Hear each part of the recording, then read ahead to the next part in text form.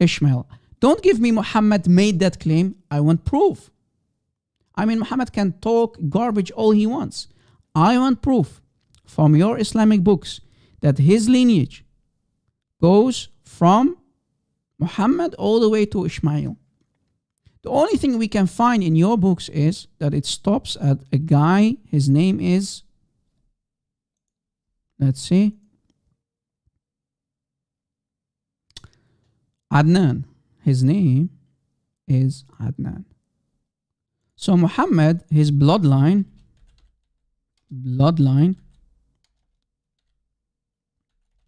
stops at a guy called Adnan.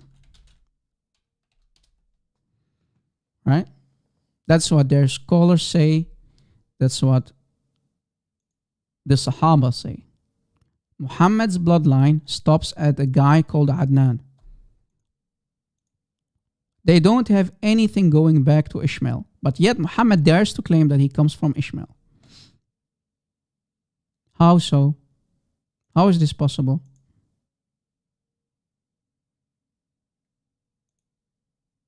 How is this possible, Ya Muslimin? How dare you to claim that his blood goes back to Ishmael while you don't have any single proof for it?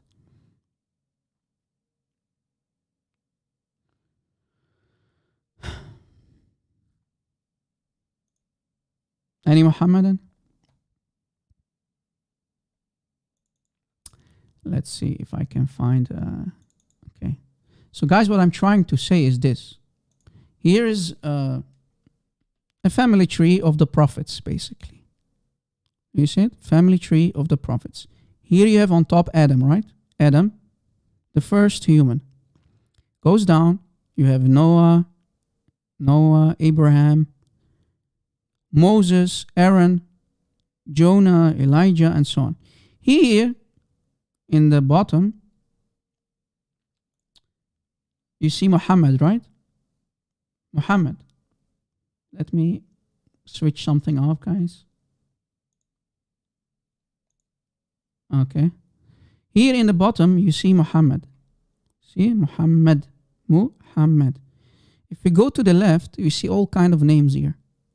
Right? 1, 2, 3, 4, 5, 6, 7, 8, 9, 10, 11, 12, 13, 14, 15, 16, 17, 18, 19, 20, 21.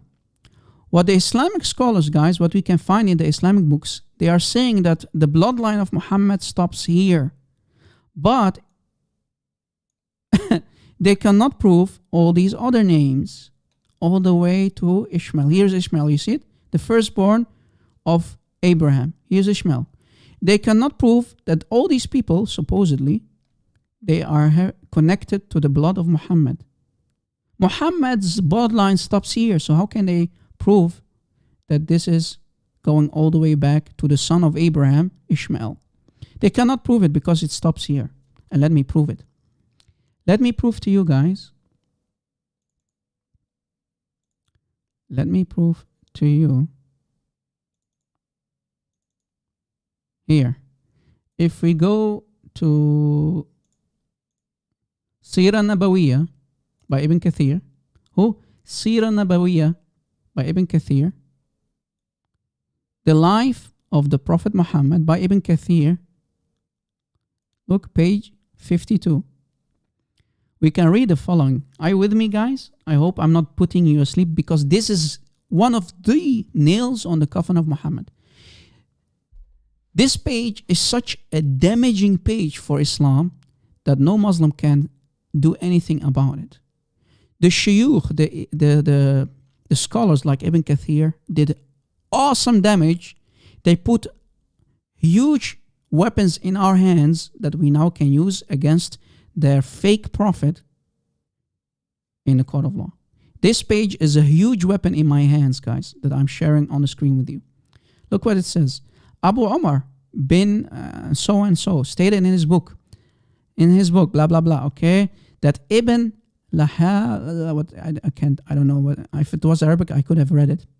Lahiya or something. I don't know in English what it means in Arabic, but you get the idea. Related from Abu al-Aswad, the father of this, the black. Abu al-Aswad means the father of the black. That he heard Urwa bin al-Zubayr say, we never, now look guys, look what it says. We never found anyone who knew genealogy back past Adnan. Again, what does it mean? Here you have Muhammad, and the lineage that they know of only stops at Adnan here. They can trace it more back, so it stops at Adnan, nor past Qathan, unless they were using conjecture. So they're lying. If any Muslim tells you that Muhammad's blood goes all the way back to Ishmael, he's a liar. Did you catch it? Take a screenshot, guys. Abu al-Aswad stated, and then goes on and so on, and then we can read again. Very most knowledgeable men of the poetry and the genealogy of the Quraysh. Look guys, it's talking about the genealogy of the Quraysh, the family of Muhammad, the tribe of Muhammad. Say, look what it says. Say, we never knew anyone with information going back beyond Mu'ad bin Adnan. Mu'ad bin Adnan. So, over and over and over, the Islamic books confirm that the genealogy supposedly goes only way back to Adnan. And I think my baby is back. Just a second, guys. Just a second.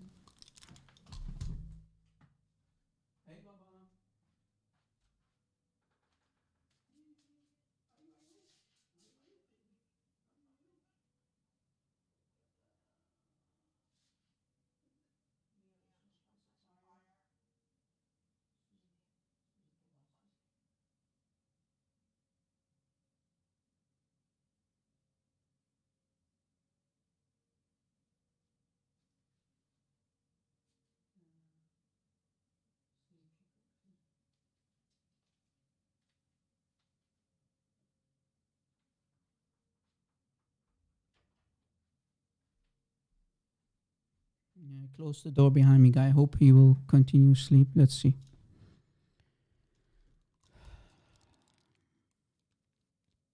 Okay, so guys, again, it stops at Adnan. You see it? Abu Umar said, there was a group of predecessors, including Abdullah bin Mas'ud, Amr bin Maymun al-Azdi, and Muhammad bin Ka'b al-Quradi, who, when they recited the verse from the Quran, and those after him, no one but God knows, Surah Ibrahim, verse 9, would comment, the genealogists lied. So anyone who tells you, again, mark my words, any Muslim who lies to your face, Christians, if they say Muhammad, his bloodline, goes all the way to Ishmael, they are lying. Look, they all lied. They cannot trace anyone's bloodline from the Quraysh, including Muhammad. Muhammad is from the Quraysh. But to Adnan and Adnan alone. So for Muhammad, it stops here. Muhammad has nothing to do with Ishmael all the way there. All these names, they don't know. So basically, what can we conclude? We can, from Adnan on the way to the top, we can put crosses basically. I did not finish the crosses, but you get the idea. It stops here for Muhammad at Adnan.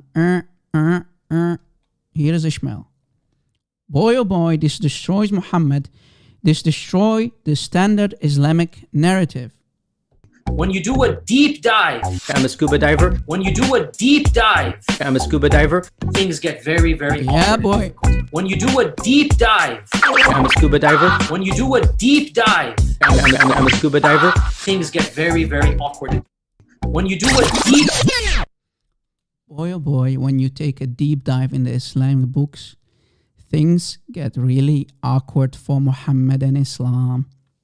So Muslims, how dare you to say and lie to our faces, lie to yourselves, that Muhammad's bloodline goes all the way back to Ishmael. Well, you cannot prove it. While your books say it stops at Adnan. When you do a deep dive, I'm a scuba diver. when you do a deep dive, I'm a scuba diver. things get very, very awkward and difficult. When you do a deep dive, I'm a scuba diver. when you do a deep dive, I'm a scuba diver. things get very, very awkward and difficult. I'm more than happy to go diving anywhere. If I were to give you a blank mushaf, Let's not. I'm a scuba diver. I'm more than happy to go diving anywhere. if I were to give you a blank mushaf, Let's not. You're pushing me. I'm a scuba diver. I'm more than happy to go diving anywhere. if I were to give you a blank mushaf, The standard narrative has holes in it. The standard narrative has a huge, huge hole in it. A black hole, brother. A black giant hole. This is Islam, guys. You see, when we always say Islam cannot be defended, and this is why. Islam can truly not be defended. Right? And the proof is in front of you. You like it. You like this mix, guys? Maybe I should upload it on YouTube somewhere. Yeah, I'm using this, guys, on my... let me try to share something with you. Anyway, since we are having fun anyway. I'm using this stuff. If you are interested in the future to do live streaming. Because of you guys, because of our patrons, I bought myself this kind of stuff. With the mic that I showed earlier, Ashura SMC 7B. This thing here. A Rodecaster. Rodecaster, that's what it's called. Rodecaster Pro. And you have these things here. They call it pads, if I'm not mistaken. And when you press like this, on this one, for example, you know, I have this programmed. Or this one. And of course this one. When you do a deep dive, I'm a scuba And then diver. look what I when can you do. do a deep, So you can do all kind of stuff. You can also do this. when you do a deep dive, I'm a scuba diver. Yeah. So yeah, there are endless possibilities. But thank you guys. Because of you, we can provide quality streaming with such equipment. You can record. I even can use the Bluetooth option. You see it? I can do phone calls, actually, if I'm not mistaken. Yeah, I can do phone calls. Let's not try that, guys. Yeah, let us not try that. Yeah, this is the mic for the mics. So you can have 1, 2, 3, 4 mics. And this is for the PC, if I'm not mistaken.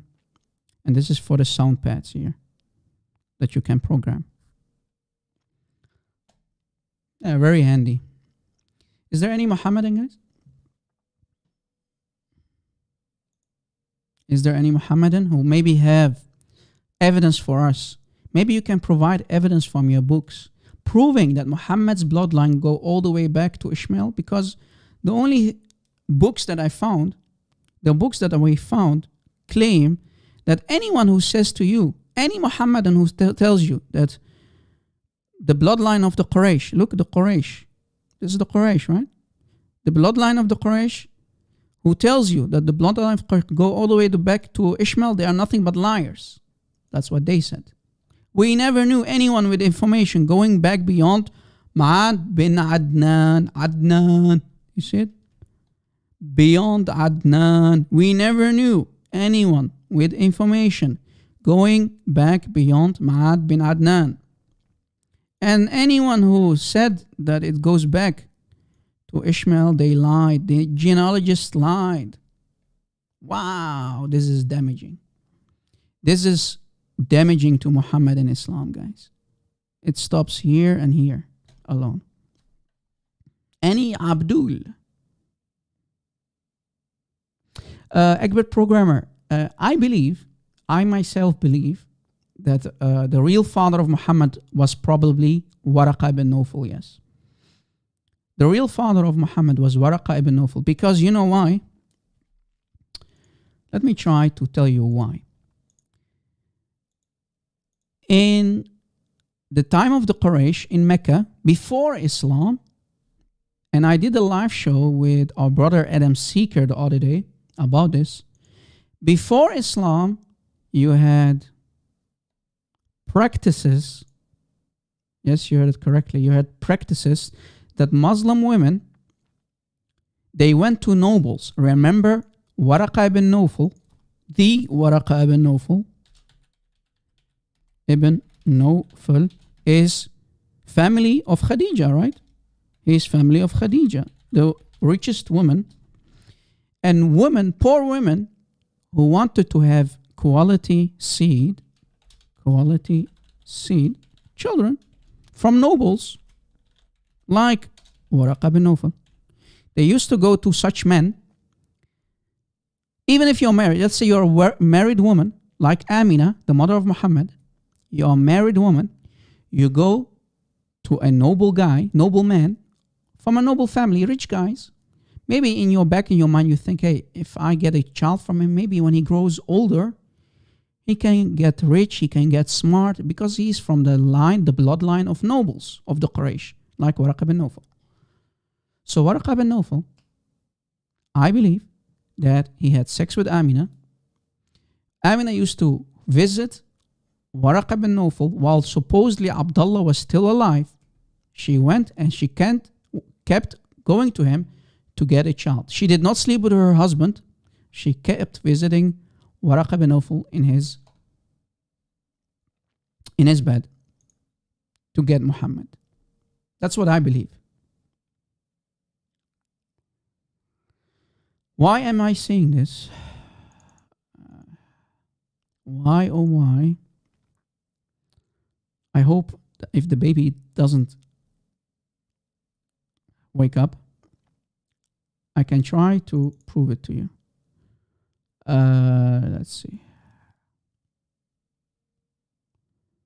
Where did I put that slide? Because when we say something, guys, you know us for a long time now. When we say something, we put it on the screen. We put it on the screen.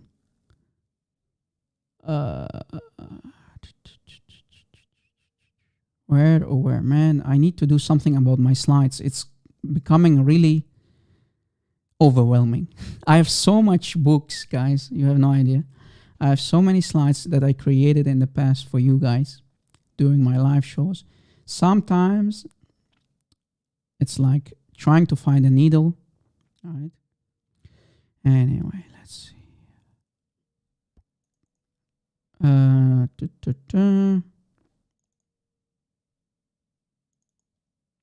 Where did I put it, man?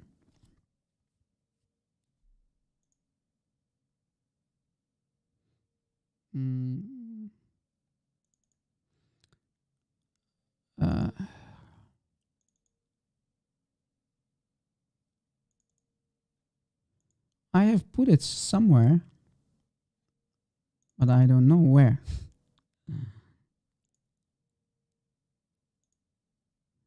Because I didn't use that kind of stuff for a long time. The only time that I used it was on one of my live shows and on the live show of Adam Seeker. Maybe I should go click on that YouTube video again to see what material I used, man.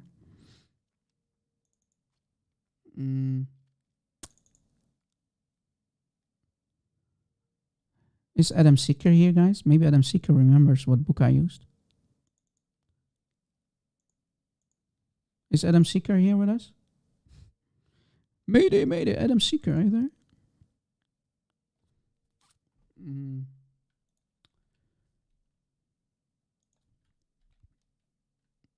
Let me go to YouTube, guys. Because if I say something, I need to clarify it.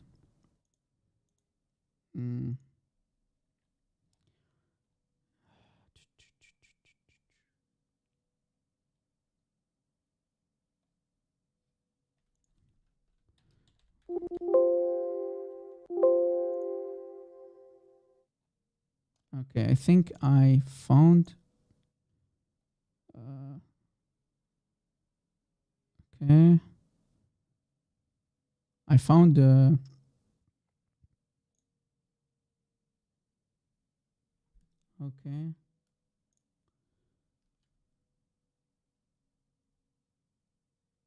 Okay, I think I know where to look. Okay, Islamic pregnancy. Okay, there's where I put it. Stupid me, man. Okay. I did a live show, guys, with brother Adam Seeker about this. Muhammad, a product of istibda'. Muhammad, a product of istibda'. Now, what is istibda', guys?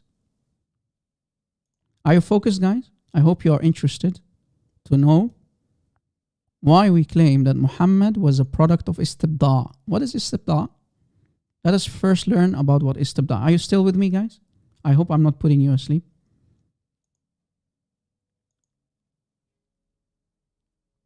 Nur al-Masih, stop laughing, man. It's not funny, man. Muhammad is product of istibda'. Come on, man. Nikah al-istibda', yeah. Sex of istibda'. There are several types in the pre-Islamic Jahiliyyah. In the Jahiliyyah, the pre-Islamic period, before Islam, that's what they call it, Jahiliyyah, there were several types of nikah, sexual intercourse. I think a lot of people never heard of this before. If you didn't watch that live show, maybe I should do another live show again. Yeah, I think I should. Because we humans, we need to remind our friends, our people, hey, do you remember? So it's not bad to sometimes do another live show about the same topic, right? Just to remind people. Or maybe people who missed our live shows, they can get it. Nikah al-istibda', the Quraysh, guys, the Meccans, the people of Mecca, the Quraysh, the tribe of Muhammad, they used to practice it. They used to practice nikah al-istibda'. What is it? Nikah al-istibda', as I explained earlier, guys, is the type of marriage, sexual intercourse, I called it marriage here, where a husband sent his wife to someone else, any man. Best is to a noble man like Waraqa bin Nawfal. He is a filthy rich man, family of Khadija, right? To have sexual relationships with that person. So, what happens? His wife, let's say you are married, you're a married guy, you live in Quraysh, in the time of the Quraysh, in Mecca.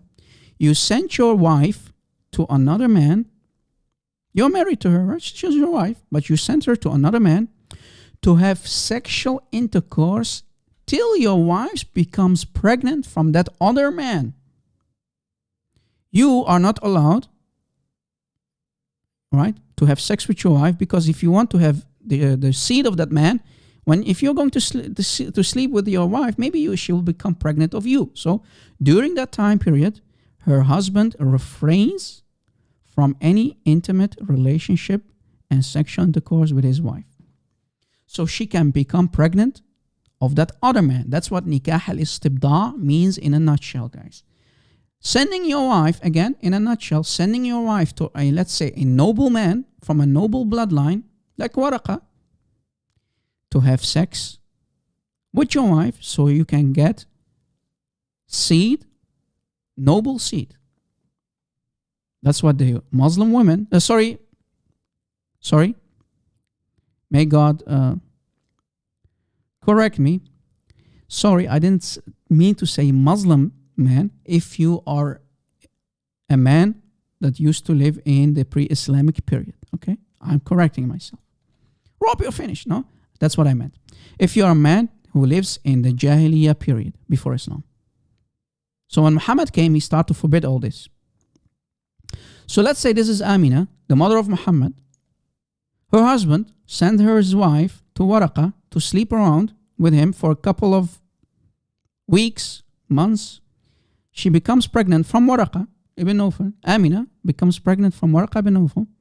That's what nikah al-istibda' means. Once the woman gets pregnant, the man, her husband, claims fatherhood of that conceived child. The purpose behind all of this is to get the child of a noble breed. Do you see it? Nikah al-istibda', that's the purpose behind the whole nikah al-istibda'. There's another practice that the Quraysh used to practice. It's called nikah al-rahd. But that's more like a group type of thing. More men involved. But I want to talk about this one. Yeah, more like animals. You see? This is why we always say the Meccans before Islam, they used to go around the Kaaba, circle the Kaaba, doing orgies, brother. Yeah, it's in front of you. Sexual relationships with 2 or more men at the same time. And that's what they used to do. Going around the Kaaba, sleeping, sexual orgies around the black stone and the Kaaba, brother. Nikah al-istibda' and nikah al-rahd. There's a group sexual intercourse. More men are involved, brother. Okay? I believe, if I read the Islamic books, Amina slept around with a noble man to get noble blood. This is why Muslims cannot prove to us that Muhammad is actually the son of Abdullah. We believe that Abdullah is a John Doe.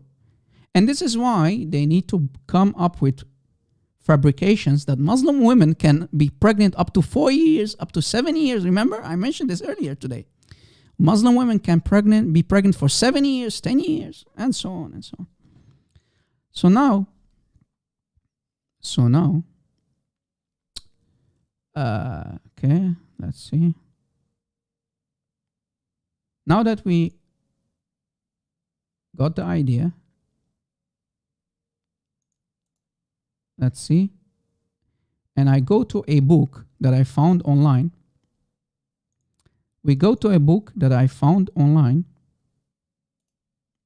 Let's see if this is the book. This is the book. This book that I found online, this is actually the book. You can't call me a Google scholar, brother. I found the book. This is not Googling. This is a real book in front of you, brother. Here, this is the book title. نزهات الباب في ما لا يوجد في كتاب. That's the book title. By Shihab ad-Din Ahmad al-Tifashi. Shihab ad-Din. That's his name. Shihab ad-Din. Very, very famous scholar in Islam. And I want, let's see, if we go to his book, on page 16,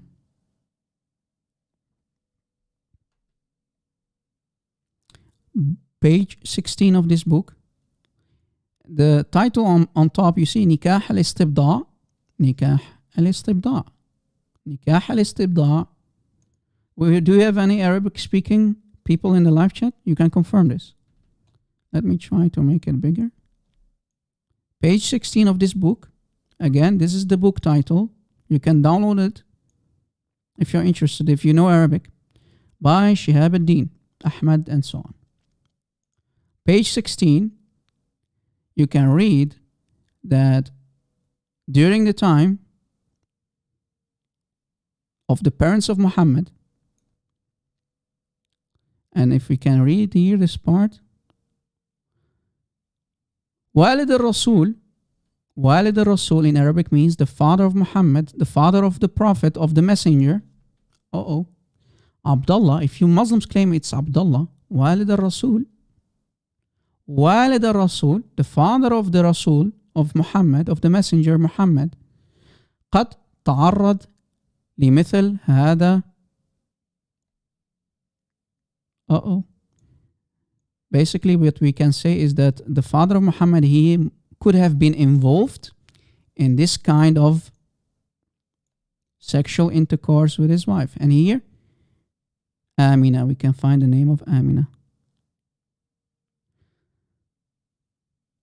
Before he married Amina. Wow! So the father of Muhammad was involved in this kind of activities of Nikah al-Istibda'? Yes. So he could have sent Amina, his wife, to, let's say, Waraqa ibn Nawfal. I believe it's Waraqa ibn Nawfal because Muhammad was basically raised up by Waraqa ibn Nawfal, right? Muhammad went all the time to Waraqa ibn Nawfal. Muhammad worked under Khadija. Right? So, a huge possibility that the father of Muhammad sent his wife Amina, that's what it's saying here, to a man because he was involved in nikah al-istibda. And this is in a Jahiliyyah. Look at Jahiliyyah, the pre-Islamic period. So I believe that Waraqa ibn Nawfal is the true father of Muhammad. Again, the book title is Nusad al-Bab fi ma la yujad fi kitab by Shihab ad-Din Ahmed. Page 16. I'm not the one saying this. That's what the scholars say. I hope I could have provided an English translation for you guys, but you see, I believe more than 99% of the Islamic books are not translated. This is why, guys, you don't need me, okay? Again, I am nothing but your humble servant. I'm here to serve all of you. But I always tell you guys, please keep me in your prayers to give me, so that God can give me a long and healthy life, so I can dive more in the Islamic books. When you do a deep dive, I'm a scuba diver. when you do a If I can dive, I can have more time. I can do this full-time ministry. That's my wish. I believe that God gave me this opportunity to do this, right? To do this kind of work. But I don't have the time at the moment to do full-time, all right? I hope I can. So keep me in your prayers, guys, that we can get the financial support to do this full-time, and I can do this more often. I can read more books, because when I found this for the very first time, I got shocked. I was shocked.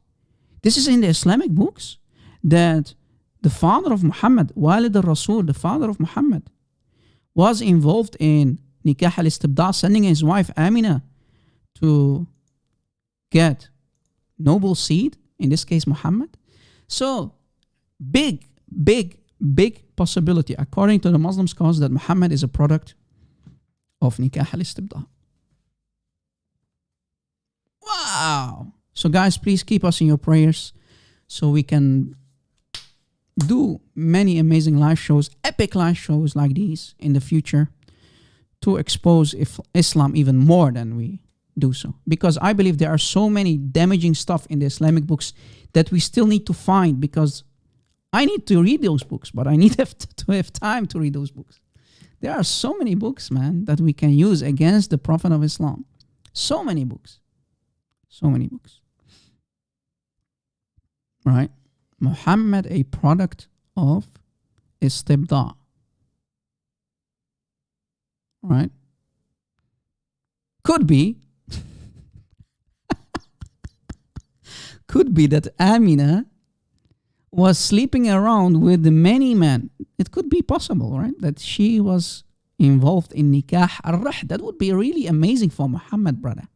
That Abdullah would have sent his wife Amina, to sleep around with many men, to have sexual intimate relationships with more than one man, with two or more men at the same time. Imagine.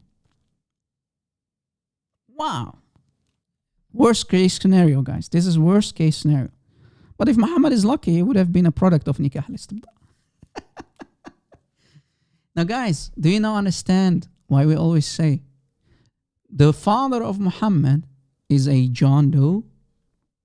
The father of Muhammad is a John Doe. Muslims cannot prove that the real father of Muhammad is Abdullah, because Abdullah died. Abdullah died. While supposedly Amina carried Muhammad in her belly for 4 years. Now it makes sense. When you read these books and you understand these books, it makes sense that Amina used to sleep around with different men. Right? You know, for your information, guys, any Muhammadan that you don't know his name, they call him Abdullah.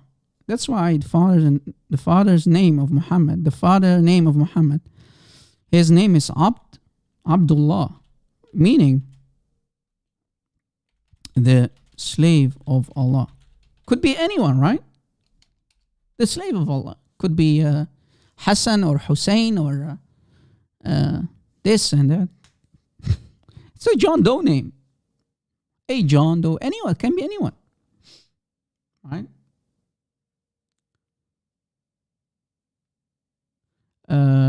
What are you trying to say, the 50-point Calvinist? I did not catch what you're trying to say. You're saying,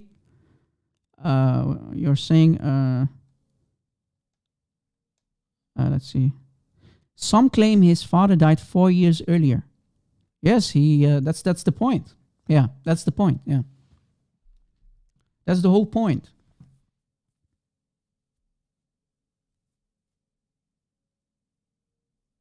Yes, Muhammad did have epilepsy attacks, because if you read the books, they say when Muhammad supposedly received divine revelation, Muhammad used to fall down on the ground with foam on his mouth. What? Foam on your mouth? Why would anyone receive foam on his mouth, falling on the floor? What are those kind of symptoms? Here, Google is your friend. Foaming at the mouth is a physical symptom. It occurs when an excess of saliva mixes with air or gases to create a foam. Frothy saliva is a rare symptom. When you see it, you should be concerned and immediately contact a doctor or brother, call 911 for medical assistance. What does that tell you? When Muhammad used to fall down on the ground, shaking, foam on his mouth.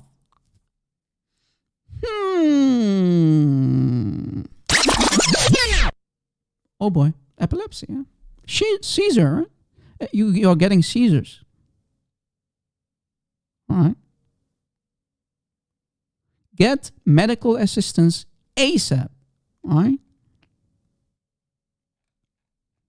It's not good. And I believe Muhammad was really mentally disturbed, mentally ill, because he used to walk around in Medina, Mecca and Medina, for at least 6 months, at least, walking around like a crazy madman, thinking that he has sex with his wives. Well, that's a lie.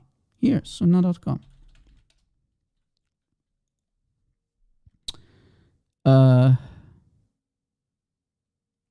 Black magic.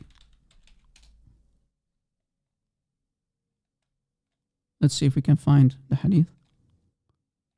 If you eat 7 ajwa, brother, if you eat 7 ajwa in the morning, you will be immune for poison and black magic. I wonder why Muhammad did not eat his 7 ajwa. Look, he who ate 7 ajwa dates in the morning, poison and black magic will not harm him on that day. Then we need to ask Allah why he did not send Jibreel that morning when Muhammad, black magic was cast on him. Black magic spell was cast on Muhammad. Why Muhammad forgot it to eat his 7 ajwa, man? Yeah, Muhammad, you idiot. Look at the genius Muhammad. He forgot to eat 7 ajwa in the morning. That's why black magic was worked on. Let's see. Maybe only magic? Prophet?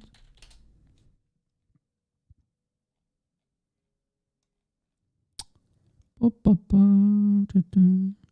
was normally a very long hadith. Was worked. I think it was something like this. Yeah, here. Look, guys. Sahih al-Bukhari, brother. Not Da'if al-Bukhari, Sahih al-Bukhari.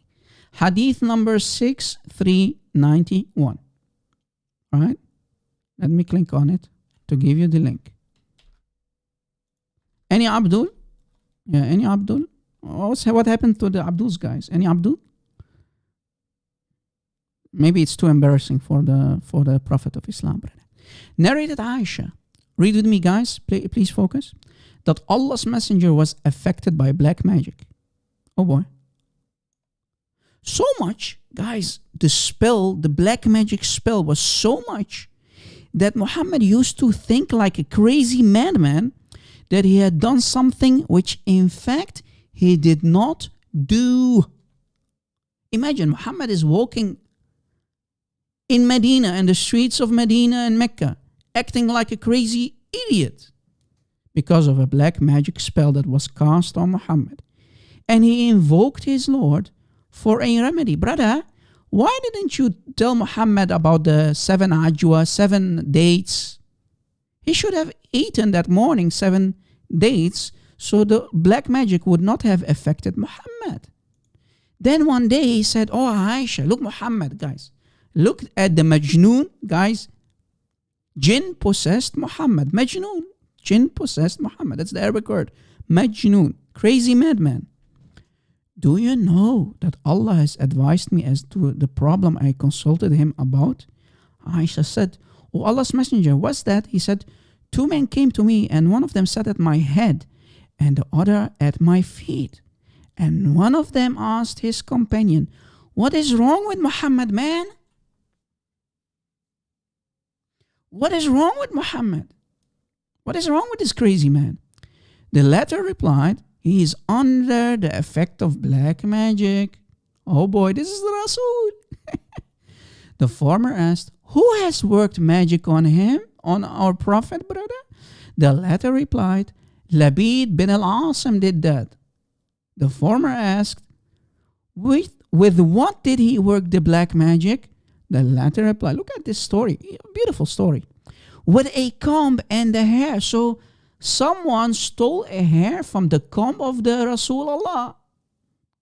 Wow. So they stole a tiny hair, piece of hair of Muhammad, and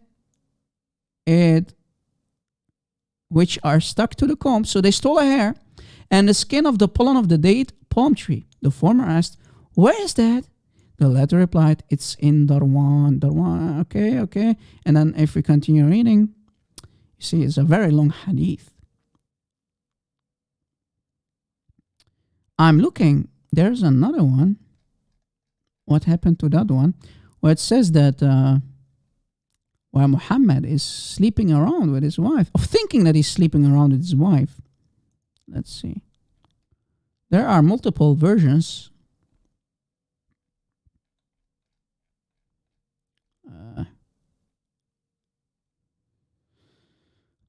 Is it this hadith?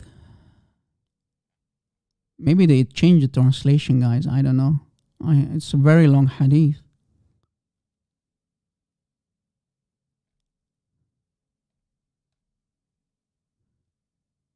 Okay.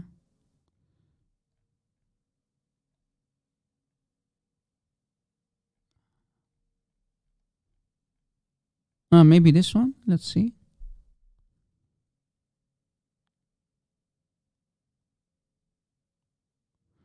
The Prophet had then the thing was taken out. I said, why do you not treat yourself with Nashra? He said, Allah has cured me. I dislike to let evil spread among my people. I'm looking for that part. Is it this hadith? I don't know. I can't remember if it's this hadith where it says that Muhammad used to think that that he was sleeping with his wives.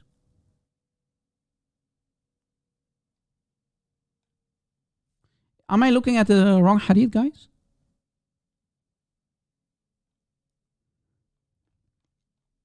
Maybe I'm looking at the wrong hadith. Work magic on Allah's apostle. Here. A man called Labid bin al-Asim from the tribe of Bani Zaraiq worked magic on Allah's apostle till Allah's apostle started imagining that he had done a thing. We know what that thing is. Sleeping around with his wives. So Muhammad thinks that he was having sex with his wives that he had not really done. One day or night, he was with us. So who's saying that? Aisha saying it. So he was with us, with his wives. Okay. One day he was with us, Aisha saying, he invoked Allah and invoked for a long period and then said, oh Aisha, do you know? Okay. So we know that it was about sleeping around with his wives. I think there was another hadith.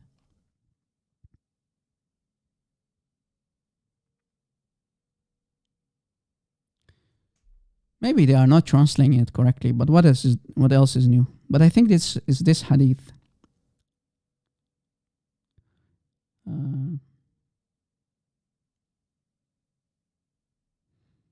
that he did something that was not correct. Here, sexual here. Guys, I was looking for this one. Narrated Aisha, the Prophet continued. Okay, let me click on the link to give you the link, guys. This is the hadith. The Prophet continued for such and such period. We know it's at least 6 months. Other sources at least 1 year. Depend on what sources you read. For such and such period, imagining that he has slept with his wives. There you go.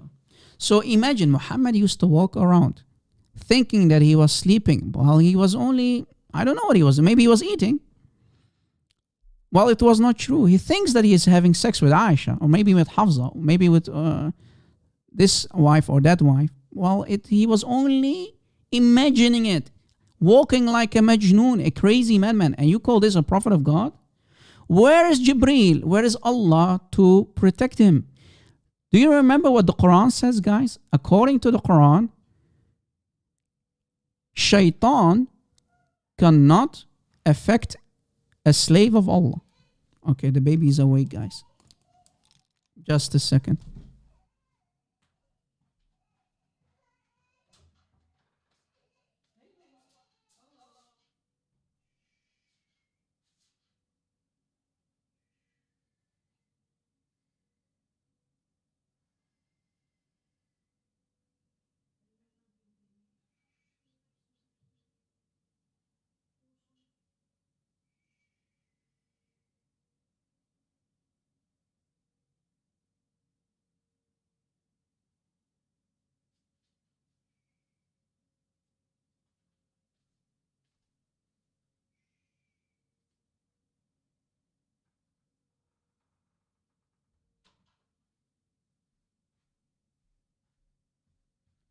Let's see, guys, if he wakes up again. If he wakes up for another time, then we need to wrap it up.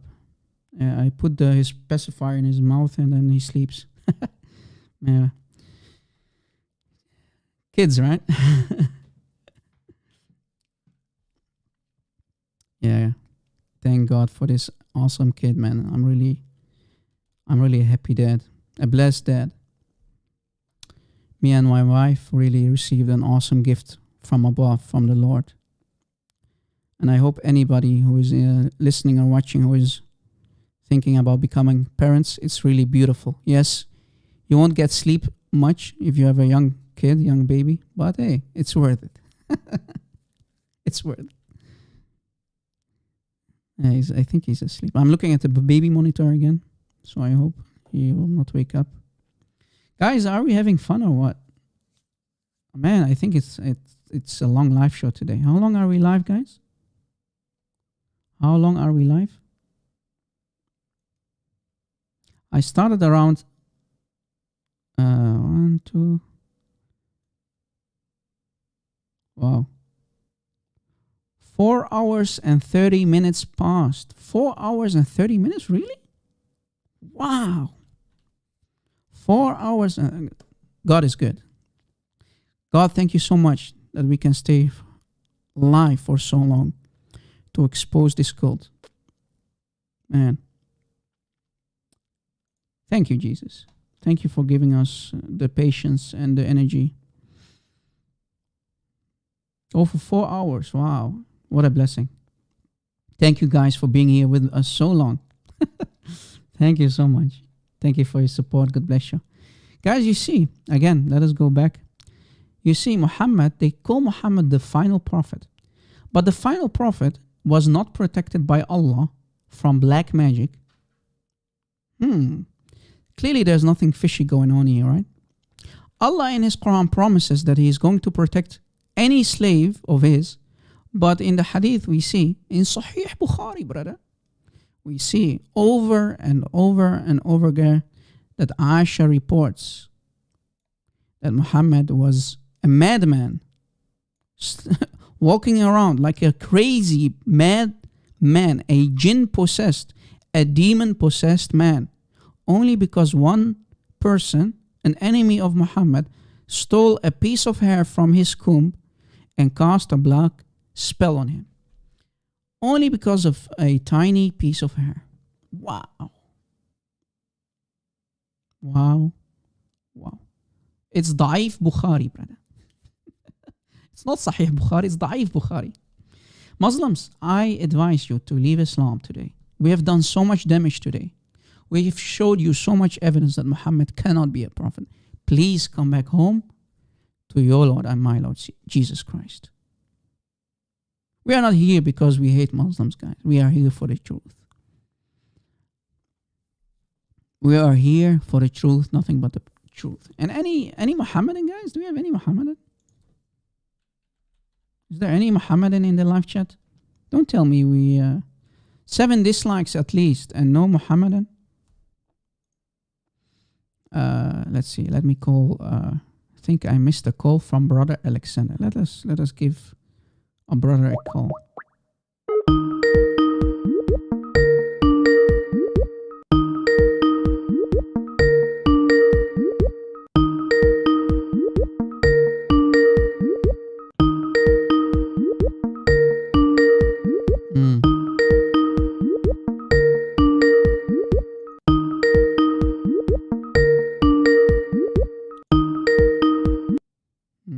Brother Alexander might have gone asleep or something. I don't know. Yeah, he called me earlier. I saw. I didn't take a call from him for a long time. We have an Abdul. Where? Call me Abdul. If we have a guest, my Skype ID is the Arab Christian. Hopefully I will not wake up the baby.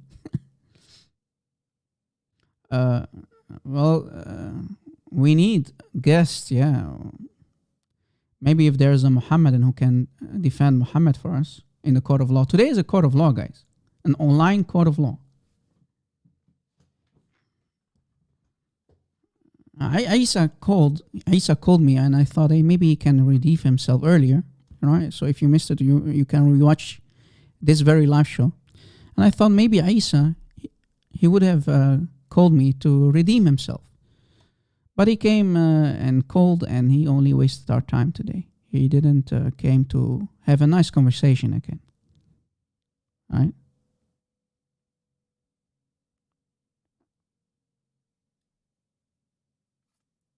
Come out of the bushes wherever you are, yeah.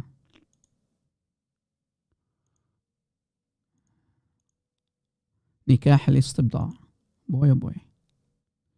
Muhammad, a product of Nikah al-istibda'.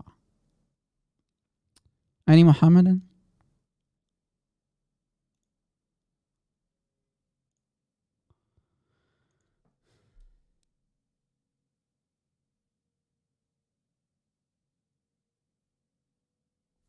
No Muhammadan? What's going on? Maybe we can take a phone call from a Christian. One phone call, guys. If you're quick, we can take one call and I think we wrap it up because I'm afraid that I'm going to wake the baby. I'm trying to not speak loud, guys, so bear with me. Maybe I'm sound asleep or something, but I'm trying. Yeah. Can you do a funny sound? Or do you want me to sing? Sing, baby, sing. No, I'm not going to sing. Normally we have Dabat Rai to sing for us, but he's not here. Dabat Rai, man, one of the admins, he has a beautiful sound. Sorry, beautiful sound. Beautiful face, not beautiful sound. He loves to sing. You don't want to hear me sing under the shower, guys. Sometimes my wife, she complains. Last time when I was singing under the shower, I almost broke the glasses in all our houses, man. Yeah. You don't want to hear me sing.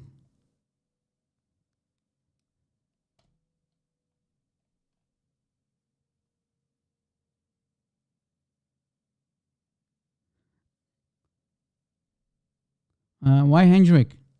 Am I putting you asleep? I think I'm putting people asleep. I think enough for almost 5 hours. Yeah. I have nothing. I'm here with you. I finally have the time to go live with you guys, and you want me to stop the live stream? I mean, come on, we are. What is this? Is this not better than Netflix? I mean, you go to Netflix, You open Netflix, maybe Amazon Prime or whatever those streaming servers are called these days. You waste your time with a movie and then you think, okay, that was really a bad movie. Especially in the COVID-19. What do you think? What kind of quality movies are you going to watch? Waste your time with some kind of nonsense movie. We're here, we're having fun. Nur al-Masih, you want to call, bro? Maybe Nur al-Masih wants to call. Do you have any Christian who wants to call, guys? Since we are out of Abduls. Brother, Islam is the fastest growing religion, but no Abdul dares to call Rob Christian. Why is that?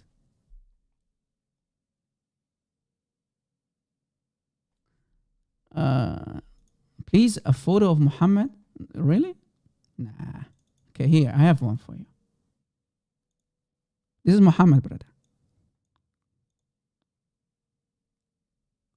Why, Rob? Why are you calling Muhammad a transgender? Well, here's why. Okay. Here is why. If you go to the Quran, guys. وَمَا يَنطُقُ عَنِ الْهَوَىٰ إِنْ هُوَ إِلَّا وَحْيٌ يُوحَىٰ. Meaning, Muhammad opened his mouth. This is Quran, guys. Chapter 53, ayah 34. Muhammad opened his mouth. It means divine revelation comes from Allah. So everything Muhammad says is divine revelation from Allah. So if we find hadith, especially authentic hadith, it's divine revelation from Allah. Never forget that, guys. Okay. Now, if we go to a hadith like, let's say, Sunan Abi Dawood. Sunan Abi Dawood, hadith number 4098, and I'm sure the admins can provide the link to this hadith. You can find it on sunnah.com. Narrated Abu Hurairah, the messenger of Allah, sallallahu alayhi wasallam, Allah prayed on him. He, Muhammad, cursed the man who dressed like a woman and the woman who dressed like a man. So if you become a transgender like Muhammad, brother, you are cursed by Allah directly. Because if Muhammad curses you, Allah curses you. Fine. 1 + 1. Now here comes the damaging part. Sahih al-Bukhari, hadith number 2581. Famous hadith. Muhammad said, الوحي لم يأتيني وأنا في ثوب امرأة إلا عائشة. Meaning, Muhammad said, divine revelation does not come to me, Muhammad, in the garment of any woman except that of Aisha. ثوب امرأة, the Arabic speaking people in the live chat can confirm, meaning the robe, the garment of any woman. وأنا في ثوب امرأة, امرأة means a wife, a woman, إلا Aisha, except that of Aisha. So Muhammad was wearing clothing of women, looking like this, brother.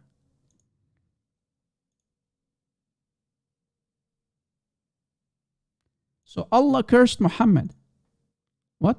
Allah cursed Muhammad because Muhammad is walking like a transgender, wearing the clothes of his wife. Again, this is the hadith, guys. 1 + 1.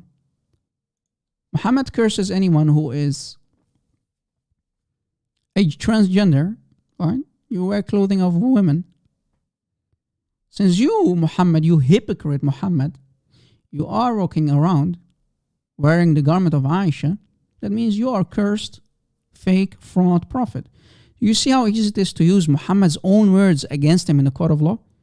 This is why people like CP say, whenever Muhammad talks, he does poo-poo. Poo-poo comes out of his mouth. Thobe, yeah. Thobe means a robe, a garment, right?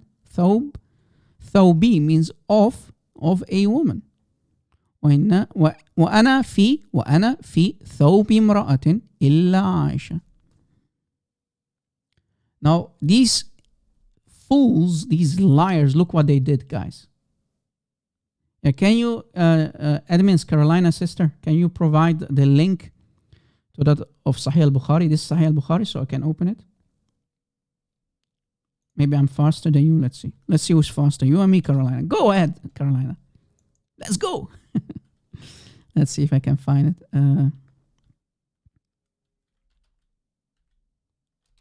Let's see.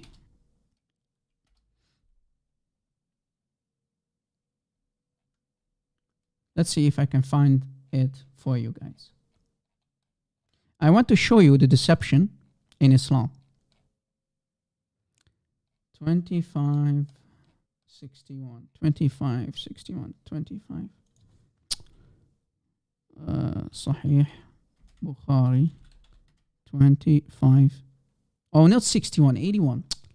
Stupid you. Stop it, Rob. You're stupid, Rob Christian. You're a stupid fool, man. You're looking at the wrong hadith. Okay, I think I found it. Now, guys, look what happened. Look at the comedy who they call, the comedians who they call the Muslim scholars. Why, Rob? Here is why. This is the same hadith, Sahih al-Bukhari, hadith number 2581. Very long hadith. Look what Muhammad is saying here. He then said to her, do not hurt me regarding Aisha. So the women were nagging at Muhammad's head. They were complaining about Aisha, right? They were complaining about Aisha. Muhammad said, do not hurt me regarding Aisha, as the divine inspiration do not come to me on any of the beds except of Aisha.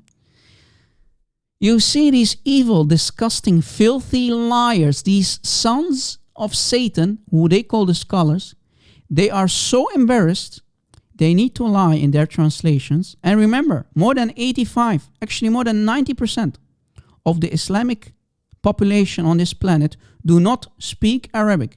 I once had a debate with a Muhammadan from Indonesia, and he showed me, he said, Rob Christian, you're lying. It says beds. Then I told him, you're an idiot. You are reading a false translation because the Arabic says something else. The Arabic says something else. You are being deceived by a false translation, brother. Let me show you how they lie in the translation.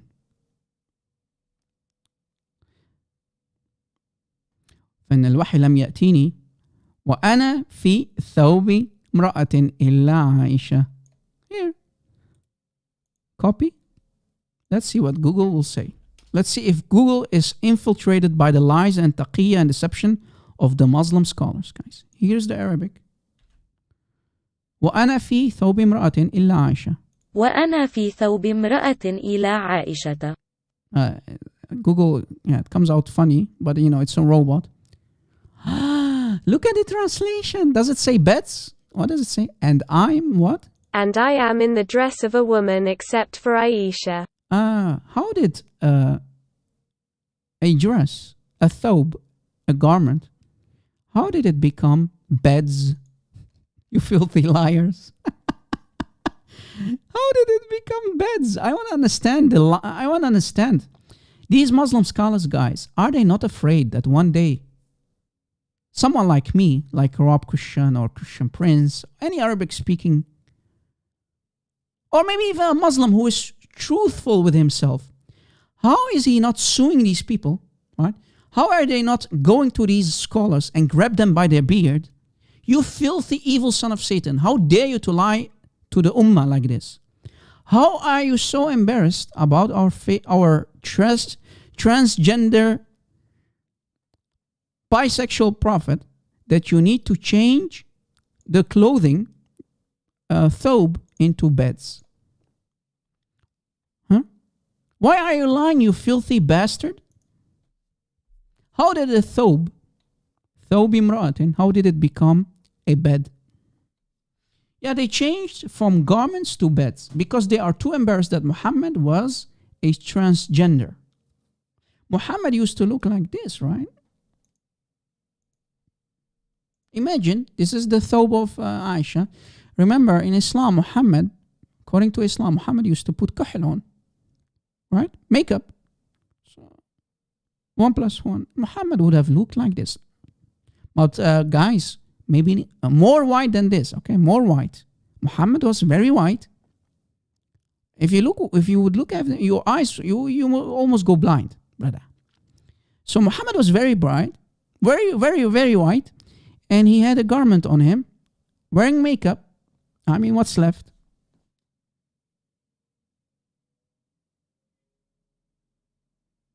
They are too ashamed about the bisexual, transgender prophet of Islam. Last time, guys, we showed you that naked men were riding Rasulullah. Naked men were riding Rasulullah like a bicycle, brother. اركب اركب يا محبوب اركب اركب Rasulullah عايز يتوب. Keep riding, brother. Keep riding. Because the Prophet of Islam, the Rasul of Islam wants to repent. اركب اركب يا محبوب اركب اركب Rasulullah عايز يتوب.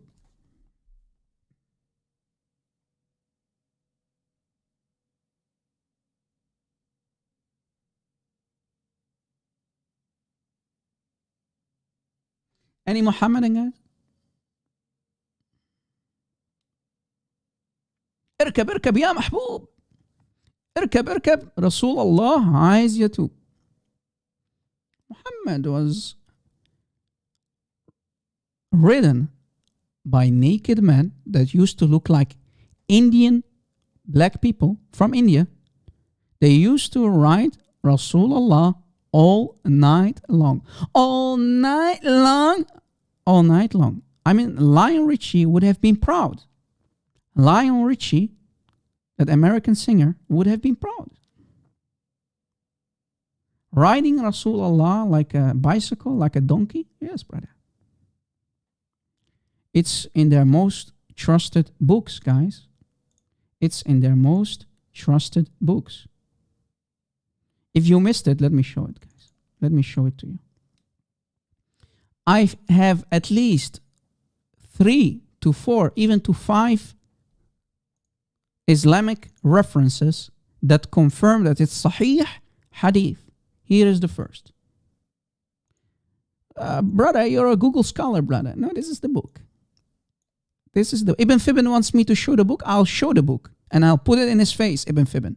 Why don't you debate Ibn Fibn?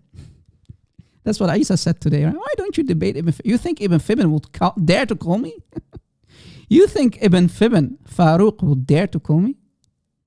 He can only debate people like David Wood. With all the respect to David Wood, but, you know. Here, the book called أطرف الغرائب والأفراد من حديث رسول الله by Al-Darqutni, volume 4. This is the book, volume 4, الرابع, 4. If we go to this very book, on page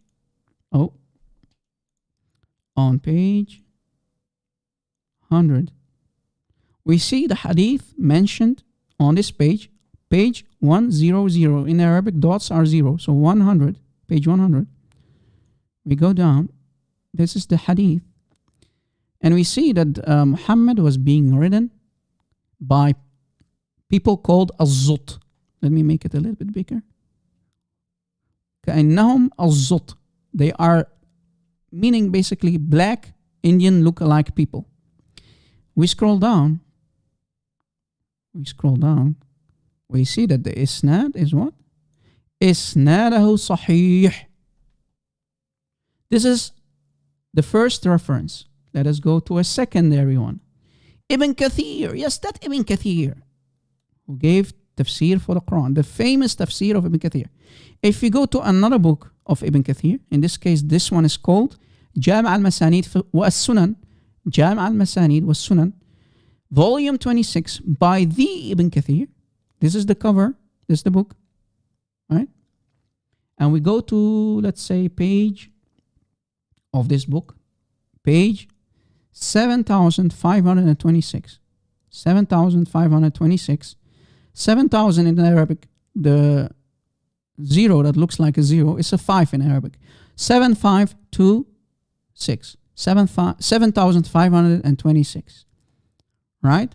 But Ibn Kathir. كأنهم الزط. Same hadith. They are naked, black, Indian look-alike. كأنهم الزط. الزط means, we know what the zut. Arabic speaker knows what it means. Go down, look. وإسناده صحيح. The chain of narration is صحيح. Oh boy. This is the second source. Second reference. Third one. Rob, you have so many references for the same hadith. Yes, brother. Here is another one. مجمع الزوائد ومنبع الفوائد. Brother Rob Christian, you're a Google scholar. No, I'm not. I'm showing the books of your scholars in your faces, Muslims. Eat your heart out. Eat your heart out. معجم الزوائد ومنبع الفوائد, volume 8 by Imam al-Hafiz al-Haythami. Giant in Islam. A giant scholar in Islam. Volume 8, page 334. Page 334. 334. We go down, same hadith. كأنهم الزط. And the men in the chain are the men of the Sahih. وَرِجَالَهُ رِجَالَ الصَّحِيح. Oh boy. People are interested in the translation because very long hadith. Let me give you the link. Let me give you the link. I'm amazed that the baby did not wake up again. Okay, as long as he's asleep, guys, I'm here with you. Let's see if we can open the link. Sometimes I'm not sure if it's going to work today. Why it's not working? I'm not sure if we can have access to the translation. Sometimes the website is a little bit slow. What is this? What is these? ايه الأمة دي يا عمي؟ ايه الحلاوة دي محمد؟ Naked people. Look at this. Hadith Sahih says that a group of naked tramps kept raping Prophet Muhammad sallallahu rape all night long. You see, all night long. A Lion Richie would be proud, brother. Lion Richie would be proud. Look at this. No way. Allahu Akbar. Keep writing, Rasulullah. Take it easy, boys. Make my back already hurt. My back already hurts. That's what Muhammad said, right? He was hurt. Allahu Akbar. These are the Zult guys. Look, these are the naked Indian lookalike people. Hadith says that a group of naked tramps kept raping the Prophet all night long. Look at the title, man. The guy who translated this like this is a genius. What's his name? Magdius of Alexandria. I think he's an Egyptian Christian, a Coptic Christian, who translated the hadith into English. Naked people riding Rasulullah until sunrise. Let me give you the link, guys. يا نور المسيح. Look at these. Look at these, brother. ايه الأمة دي يا عمي؟ ايه الحلاوة دي؟ يا صلايمة. يا صلعمي. Are you enjoying the show, يا صلعمي?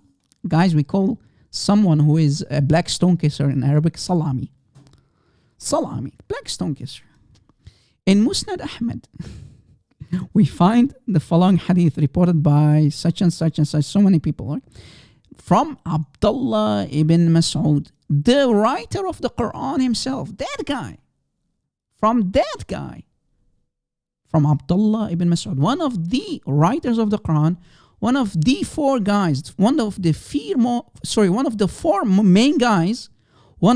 main guys that Muhammad told you as a Muslim to go to regarding the Quran itself.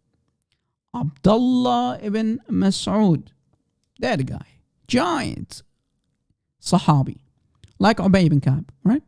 Rasulullah wanted me to join him, so we went on our way until we came to a place called Kaza wa Kaza.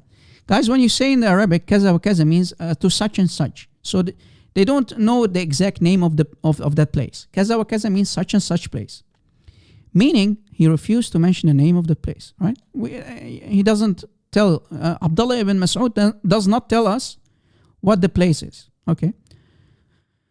So he planned for what I should stay a little bit behind. So Muhammad told Abdullah ibn Mas'ud, Ya Abdullah ibn Mas'ud, Muhammad is saying, stay behind.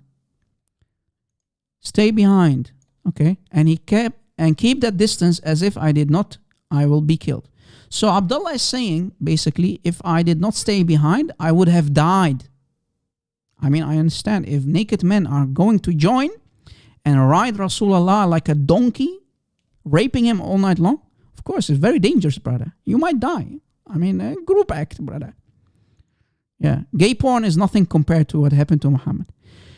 And then that's exactly what I did. So Abdullah stayed behind. Then Rasulullah went ahead a small distance, and Muhammad, mentioned that so Muhammad is mentioning it. So Muhammad is reporting it to Abdullah ibn Mas'ud. There are a group of people, and then a fan confirmed that following description of the people, كَإِنَّهُمْ الزُّط, right? Zut. In black Indian lookalike people. Yes. That's what we call people from India. Zut. Inshallah, they are naked and I cannot see their genitals. Let me provide the link again, guys, for the people who just joined. Okay? Tall and thin, كَإِنَّهُمْ الزُّط, tall and thin, black Indian lookalike people, naked. They are naked, right? They are naked. Tall and thin. Then Abdullah said, they came, and here comes the meat. They came. Oh man, this is really embarrassing. If I was a Muslim, I would have been really embarrassed by now. Knowing that Muhammad is getting raped by naked men, a group of naked men. They came and kept riding Rasulullah sallallahu alayhi wasallam. And Rasulullah kept reading the Quran over us. He was reading Quran. Imagine they are raping him and he's reading Quran.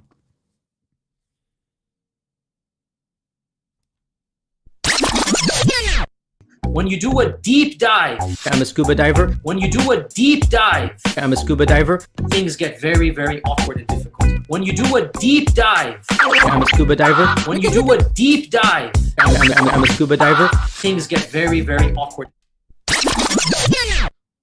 What the heck? Naked men riding Rasulullah like a donkey, like a bicycle all night long? Yes, brother. Then Abdullah continues to say, them also came to me and rated around me and stayed in my way. So I was so terrified. Abdullah was terrified from them. So I sat down until the first light of sunrise.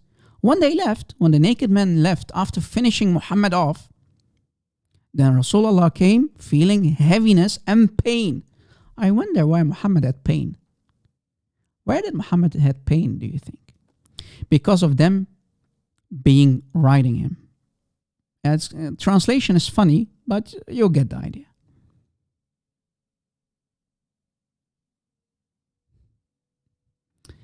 Yeah, the hadith is very long, but you see, we showed you that it's sahih, isnad. Did Rob Christian lie? No, of course not. We showed you from the 3 different sources, and you see it's reported everywhere. Everywhere. It's sahih. Isnad sahih. Look. In Arabic. إسناده صحيح. Right? إسناده صحيح. Naked people riding Rasulullah? Yes, brother. All night long? Yes, brother. Screaming Allahu Akbar? Maybe. Allahu Alam.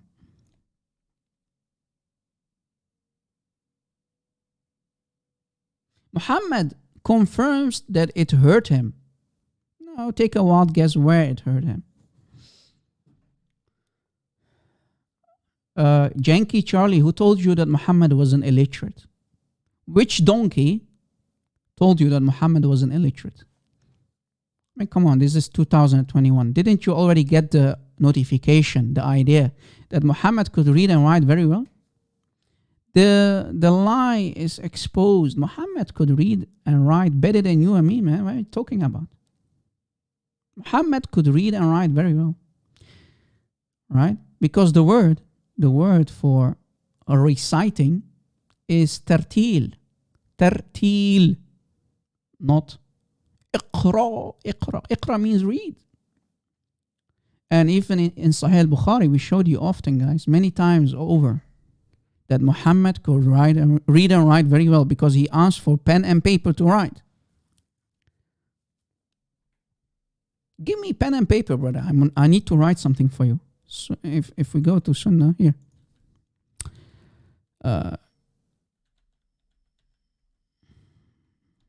You don't go astray. I think those words, if we type it out.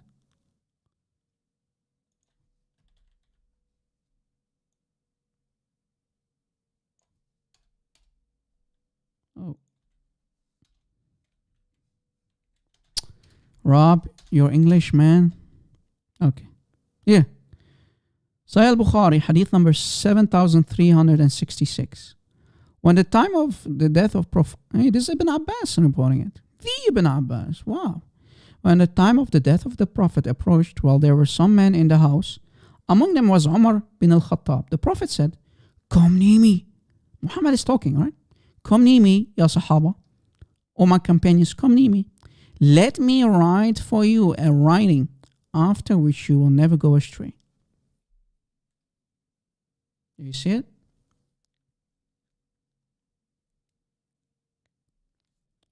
Muhammad wants to write. Muhammad wants to write, brother. Look, it's reported in many ahadith. Many ahadith. Come, let me write for you a statement. So which donkey, which idiot told you that Muhammad could not read and write? Here. Bring him writing material. So Muhammad needs writing. Why, if Muhammad was truly illiterate, as the Muslims have claimed, why does he need writing material? And why do, I mean, what's the point if you cannot read and write? Maybe, are you saying that Muhammad is crazy? Muslims, are you trying to tell us that Muhammad went crazy? Muhammad was a majnoon. Is that what you're trying to say, Muslims?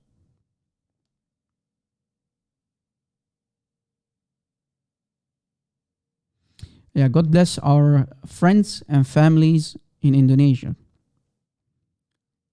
Keep all the Christians in your prayers, guys, especially in... Yeah, I'm getting tired, so I make mistakes while talking, as you notice. I'm tired, but, you know, I'm here, man. Right? Keep any Christian in any Muslim country in your prayers. Don't underestimate the power of prayers, guys. The Christians who are living in Afghanistan, I heard that there are Christians there, a ministry there, a church there, undercover church, Christians. They need your prayers, guys. Please, please, don't underestimate the power of prayers.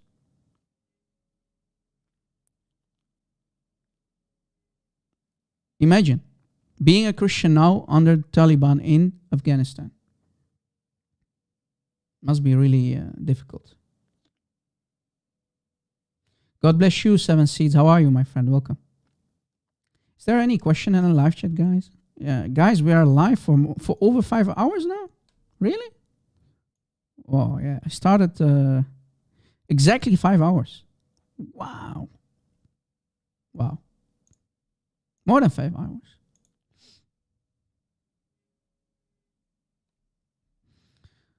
I'm not sure if I already broke my record. God is good, man. I'm not sure if I already broke my personal record because last time we did 5. So I'm not sure if... Wow.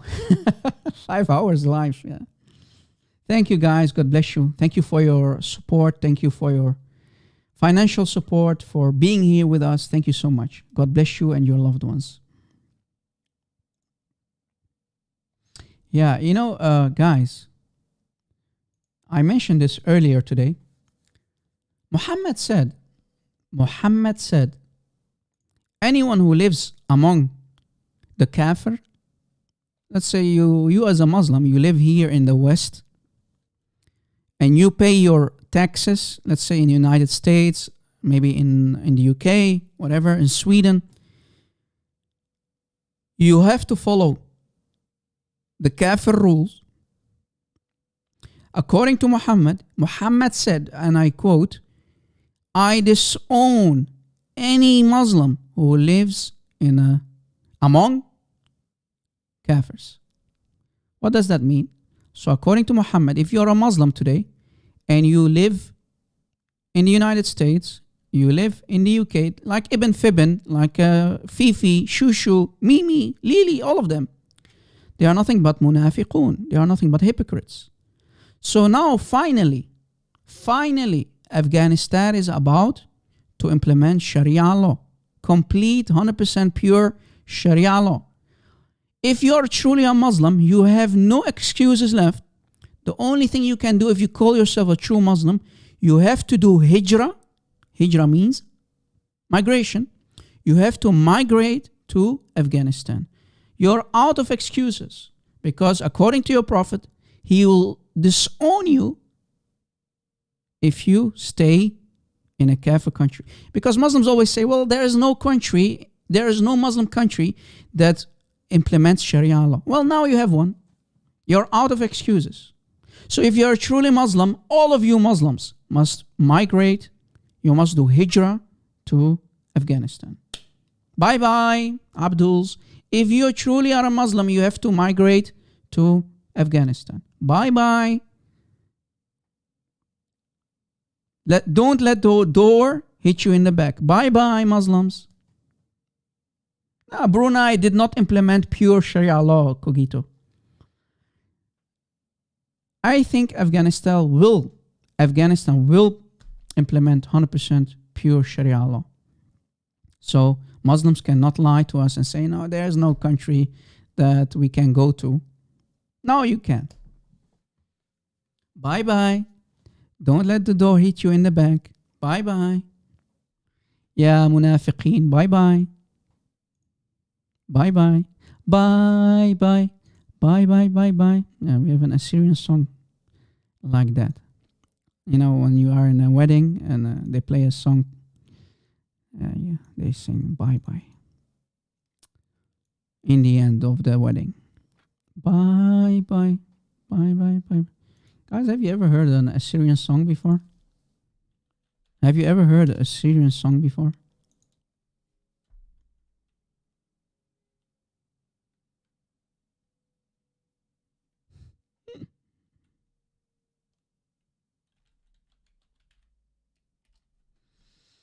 Have you ever heard a Syrian song before? Arab Christian, play a song. And we are interested how your music sounds like. Let's see if we can find one for you guys. Pa, pa, pa, pa, pa.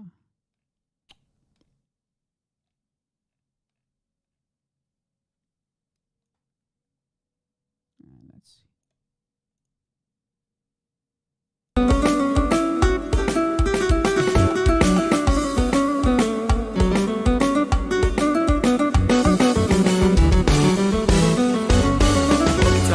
شود الريقة كل جوابه لبي مسكينة دربنه وتنسى بابه وبتعود شود الريقة كل جوابه شولي أين تغرزي وقبلي مطلبه شولي تينا مضناينه قالي مرابه شولي أين تغرزي وقبلي مطلبه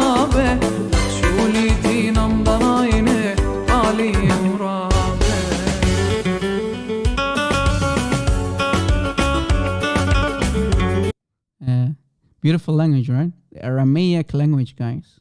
Aramaic language.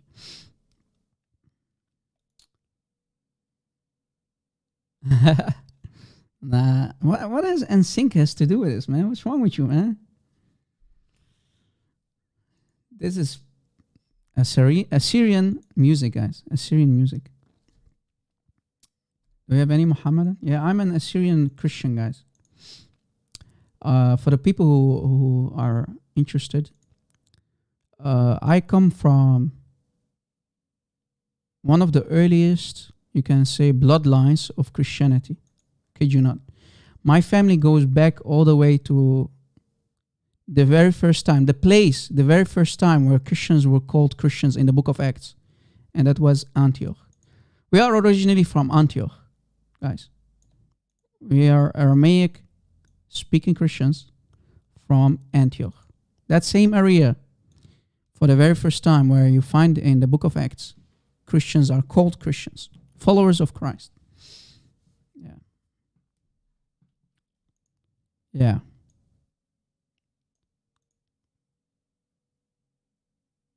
Assyrians, yes.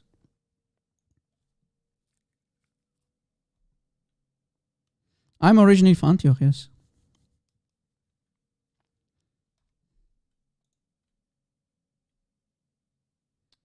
Of course we can pray like Jesus. Let me show you how we pray. Both in Arabic and Aramaic, okay?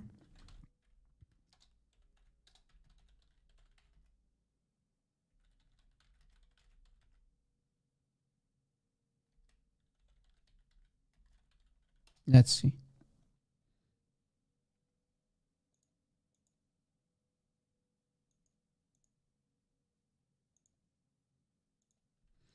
Let's see if we can show you an example.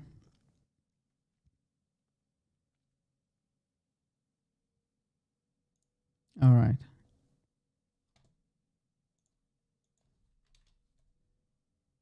كما في السماوات كذلك على الأرض.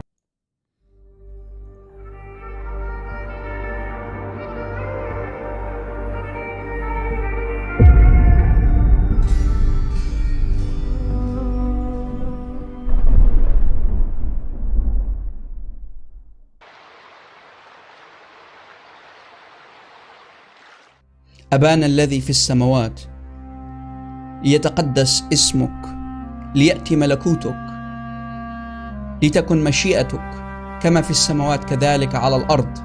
خبزنا كفافنا أعطنا اليوم واغفر لنا خطايانا كما نغفر لمن يذنب إلينا ولا تدخلنا في تجربة لكن نجنا من الشرير آمين. This was the Arabic. Now the Aramaic.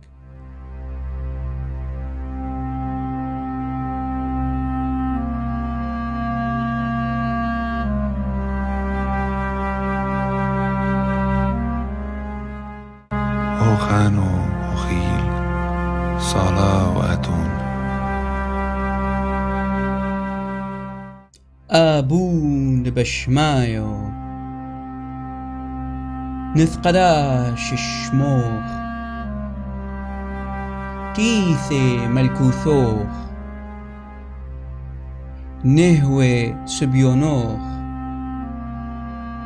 أي كانوا دبشمايو أوف برعو هبلا لحمو تسنقونان يومونو وشبقلان حوبين وحطوهين أي كانوا دوف حنان الشباقين الحايوبين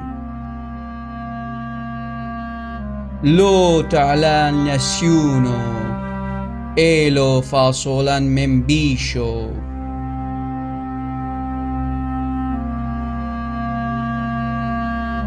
ميتو ديلوخي ملكوثو وحيلو تشبحتو العالم علمين آمين.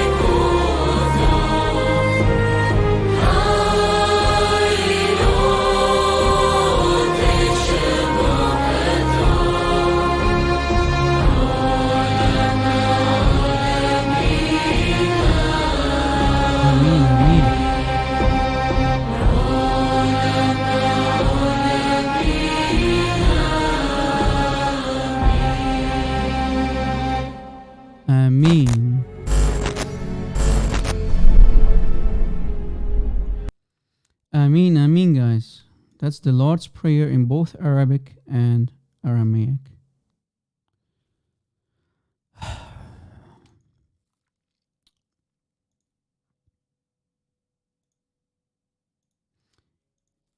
I hope you enjoyed that, guys. Yeah, beautiful, right? The first part was in Arabic, and the second part, as you heard, was in Aramaic. The way Jesus gave it to us in Aramaic.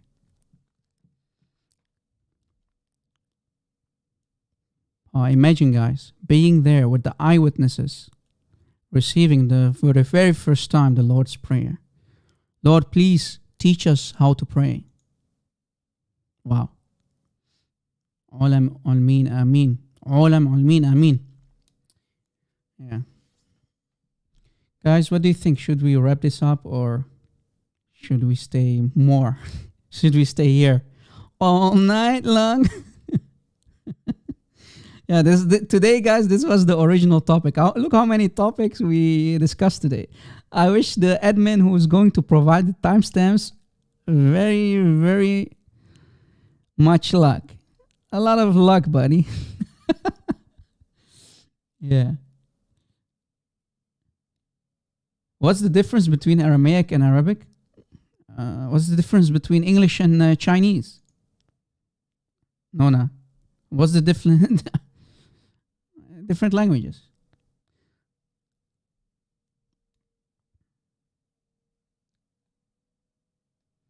Guys, are there questions that we can... Yeah, guys, I think we broke today's... Today we broke my personal record. I think we broke it. Not sure, because last time was 5 hours. That was my personal record. Yeah, we broke it. God is good. God is good that He gave us energy to be here with one another. I think many people are here with us from the very beginning. I know that Dragon Deniers is one. She was here from the very beginning. I think Carolina went away. Oh, Tamara is here too, but Tamara was not here from the beginning. I mean, come on, man. Go. Maybe Netflix is better. I don't know. Some people love to sit behind Netflix, waste time. But, you know, I think this is better. This is a long live stream, Rob. Yeah, I hope you benefited, guys. I mean, I'm still shocked that my PC is not out of memory, because I have like a gazillion of slides open at the very same time. Maybe I should close a couple of them. I know that the Explorer can be really... let me close a couple of them. You know, it can damage your computer, especially when you're live streaming. Not really damage, but, you know, maybe it can crash your computer if you're out of memory, if you know what I mean. Okay, let's see. Still way too much, Rob. Look how many I still have open. Anyway. Do we have any Muhammadan, guys? Yeah, we mentioned Ashura today, guys. Muslims are crazy sometimes. They really go crazy, man. Look. Muslims, Shia and Sunni Muslims, they celebrated Ashura, and that's what they do. That's what Shia do. Go on the street, cut themselves. This is truly the religion of God, brother. CP, I will never break CP's record, because I know that CP, back in the old days, he used to go live for at least 10 hours straight. 10 hours, I kid you not. I've witnessed a live show of brother CP. The guy is a robot, man. He's a machine. 10 hours straight. I think there was also one of his records, maybe the record of him. He was live for more than 24 hours. He closed the live show because, you know, back in I'm not sure how long you can do a live show. I never tried. But there maybe is a limit for a live stream, and then you have to shut down, right? YouTube won't allow it or something. So he had to close and continue again. And I think he did 24 hours, 2 days. I can't remember the exact hour. Guys, back in the old day, he was a machine, man. But CP is not the youngest anymore, so I understand. You know, he always says I have a long beard. So imagine how long his beard. You know. Yeah, at least a 10-hour, Hendrik. Yeah. When he used to also sit on Paul Talk like I did in the old podcast days, man. 5 hour was nothing. We used to sit in a room, guys. I kid you not. It was really not that hard. A kind of platform. You sit there. You join a room, right? And you can take the mic. And when you're on the mic, nobody else can speak, right? It's not like Skype. Very old school. So you have to pass the mic to someone else. You have a couple of admins and whatnot. And we had a room back in the old days, was called Jesus or Muhammed. And it was my room, and even Somalia Christian TV, right? Somali Christian TV, they used to come to our room. Yeah. We have a brother Jai Apologetics, maybe you know him. We used to sit in one room back in the old days. We had some time. I debated sheikhs, I debated imams, but now for some reason they are too scared. I'm not sure. You know, because I didn't record before, right? In the old times. I really started late, to be honest with you, with YouTube, with recording videos. I did not know how to do it. I had no idea. After learning, watching a lot of tutorials, now I have the knowledge to go live. But in the old days, it was really difficult for me. But now, you know, it's never too late. Now we can use the things that we learned, the knowledge that we have about this evil cult. We can use it and put it in practice to expose this evil cult of Satan, right? I mean, look at this. You go on the streets because Muslims killed Hussein, the son of Ali. Yeah, that Ali, one of the caliphs. They killed his son. They cut off his head, and you go on the streets because other Muslims cut off his head, and you cut yourselves. What's the point? What's the point of cutting yourselves because some guy who is supposedly family member of Muhammad, his head was cut off by other Muslims? I mean, they always say, haven't you always heard this small sentence? Whenever they say, Ali, radiyallahu anhu, Umar, radiyallahu anhu, this and that, radiyallahu anhu, may Allah be pleased with him. That's what they always say, right? Yazid, may Allah be pleased with him. This, may Allah be pleased with him. Little they know, or little they tell you, that the Muslims killed each other left and right, even in the first generation of Islam. Muhammad dies and Muslims start to butcher each other left and right. And these are supposedly the first best generation, according to Muhammad himself. The first best generation of Muslims, they butchered each other left and right. They even killed family members of Muhammad. Right?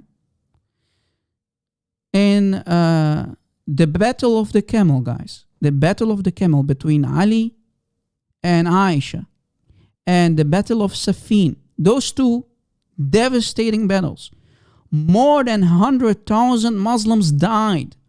Again, more than 100,000 Muslims died. And these are the first generation of Muslims.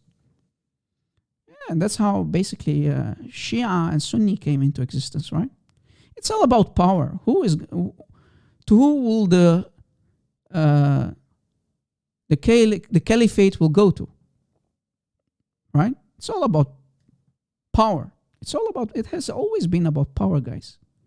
Islam is nothing but a political ideology. Lust for power and sex. That's it. Yeah, Muslims versus Muslims, the best generation, they say. And they still say, radiyallahu anhu. Guys, the guy who supposedly compiled the Quran, they don't have evidence for that, but supposedly it was Uthman, right? That's what they said. The guy was reading the Quran according to the Muslim sources, Uthman was reading the Quran.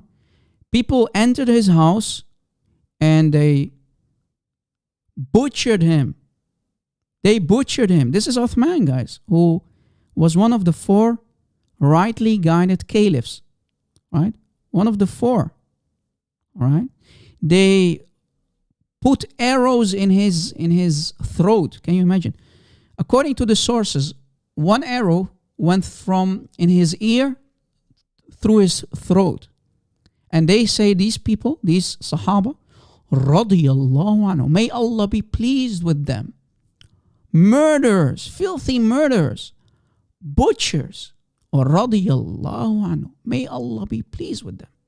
Muslims killing each other, Sahaba killing each other left and right.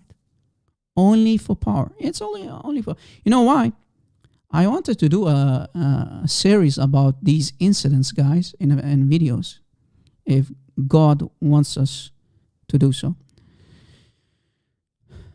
The series about the butchering of Sahaba, killing each other left and right. According to the Muslim sources, for example, Tariq al-Tabari and so on, Uthman was killed by Sahaba, by companions, right? They killed him. One of the companions, one of the Sahaba who went to enter his house to kill him, to butcher him, he said, when he started to stab Uthman, right? Stabbing Uthman with the arrows. Stabbing Uthman. First, one of them grabbed him by his beard. Now, when you grab someone by his beard, guys, in the Arab world, listen carefully. When you grab someone by his beard or you grab him by his mustache, you are basically taking his manhood. I kid you not. You are destroying his honor, right, as a man. You're playing with his manhood, basically. So one of them grabbed him by his beard and they started to insult him, calling him old guy, basically, right? Ya Na'thal, right? You are an old sheikh, you're old. He's insulting him. And then other guy came in and he started to stab him, and he stabbed him 9 times. This guy stabbed Uthman 9 times with arrows, going in his ear, coming out of his throat. And he said, I stab you 9 times. Now look what this Sahabi said. I stab you 9 times. 6 stabs are for me and 3 are for Allah. What? So he was trying to ease his anger towards Uthman by stabbing him 9 times, butchering him. 6 stabs are for himself and 3 are for Allah. The reason?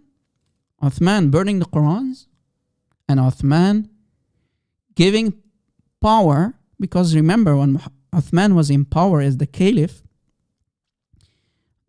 Uthman was not really political, he was not really smart.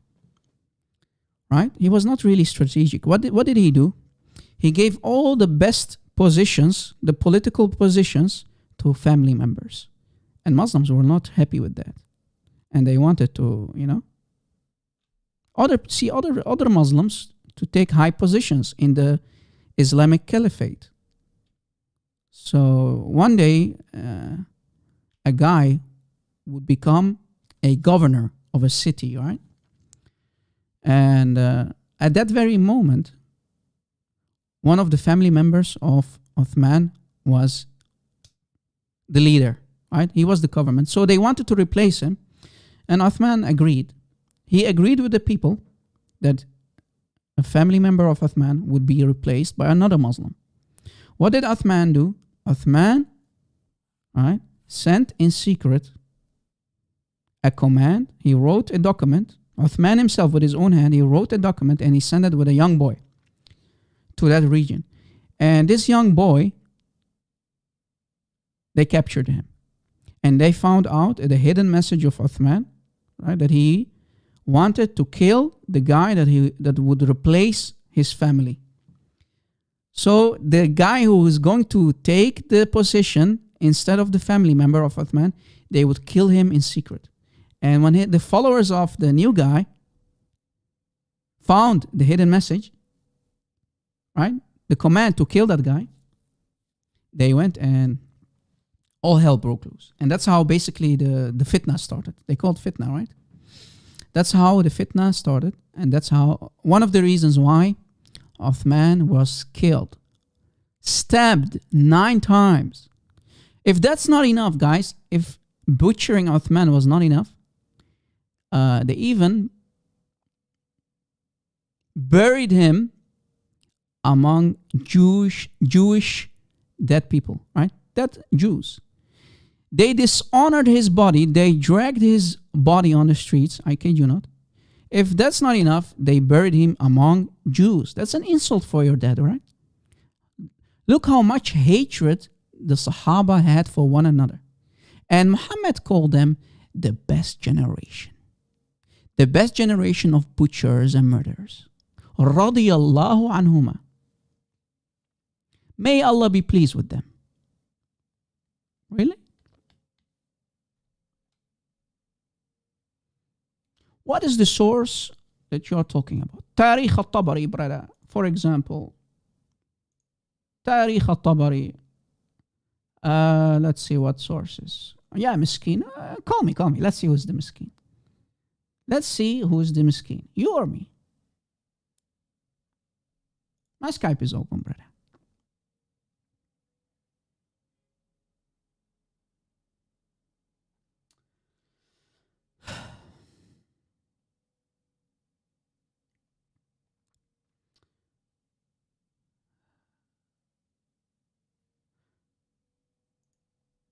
Now, guys, when they killed Uthman, even Aisha, she had so much hatred for Uthman. She had so much hatred for Uthman. Okay, the baby is awake again. Guys, the baby is awake. Let's see. Be right back.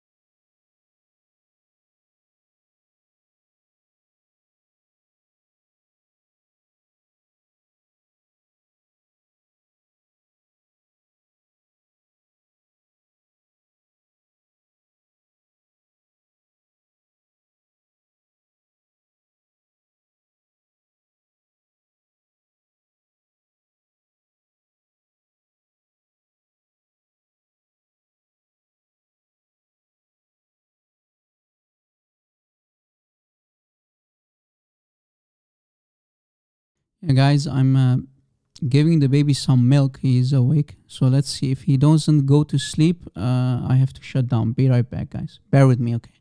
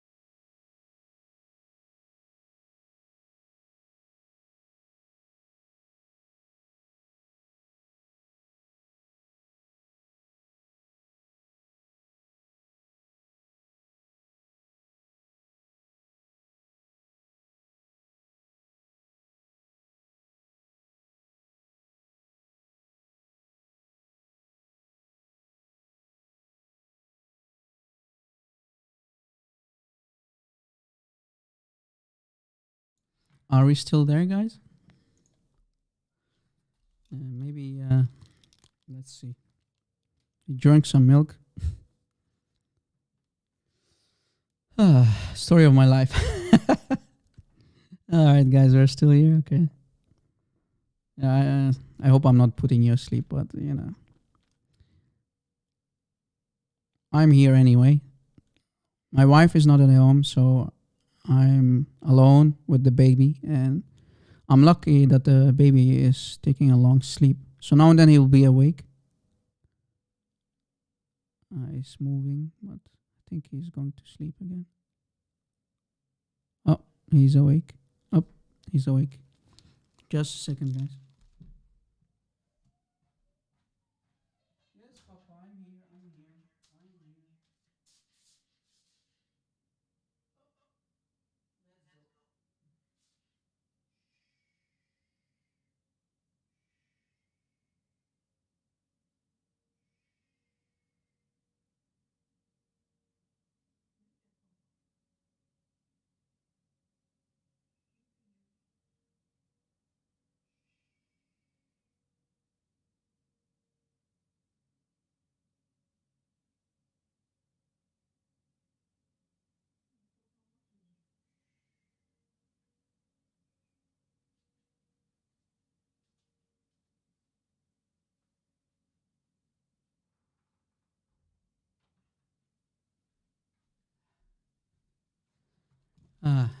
Okay. Guys, just a second. I'm looking at the baby monitor.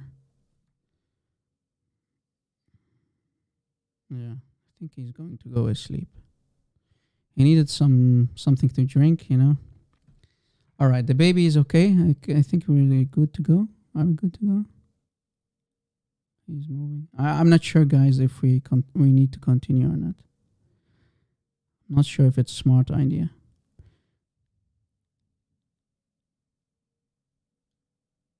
Okay, maybe he's okay.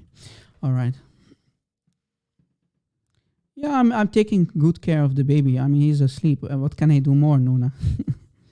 You know, when he's awake, I go to him. All right, he's in his bed. He needs to sleep until the morning. So yeah.